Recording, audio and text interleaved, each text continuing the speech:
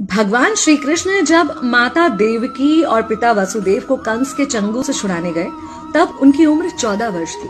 उनकी माता ने उनसे पूछा कि बेटा तुम तो भगवान हो, तो तुम हमें पहले ही कंस के चंगुल से छुड़ा सकते थे, इतनी देर क्यों कर दी? तो कृष्ण जी ने कहा, माता क्या पिछले जन्म में आपने मुझे 14 वर्ष का वनवास नहीं दिया था? माता हैरान रह गई, बोली ये क्या कह रहे हैं आप? तब कृष्ण जी ने बताया कि पिछले जन्म में मैं राम था और आप थी माता कैकेयी और आप ही ने मुझे 14 वर्ष का वनवास दिया था और कर्म फल से कोई नहीं बच सकता माता, इसलिए आपको 14 साल का ये दुख सहना पड़ा। तब आश्चर्यचकित होते हुए माता ने पूछा, तो फिर यशोदा पिछले जन्म में कौन थी?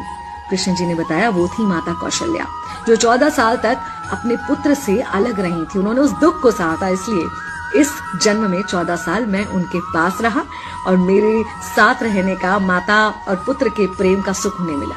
कहने का मतलब यह है कि कर्म फल से ना उस युग में कोई बचा था, ना आज कोई बचेगा। खुद भगवान भी कर्म फल से नहीं बच सकते, इसलिए अपने हर एक कर्म को बहुत सोच समझ कर कीजिए, क्योंकि जिसके भी खिलाफ आप कुछ गलत कर रहे हैं उससे आपकी शत्रुता कुछ समय या शायद एक जन्म की है, लेकिन उसके साथ कुछ गलत करके आप अपने कई जन्म बिगाड़ सकते हैं।